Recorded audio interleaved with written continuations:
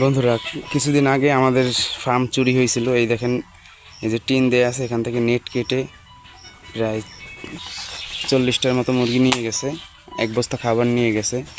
এগুলো যখন এই বৃষ্টি হইল প্রচুর পরিমাণে রাত্রে, তখন এই গাছগুলো চুরি করেছে। এখন এই চোর ঠেকানোর জন্য বিদ্যুৎ দিয়ে রাখছি, কারেন্ট, এই যে গুনায় কারেন্ট দিয়ে রাখছি, জানি চোর না আসতে পারে, যারা আসবে তারাই শর্ট খেয়ে মারা যাবে।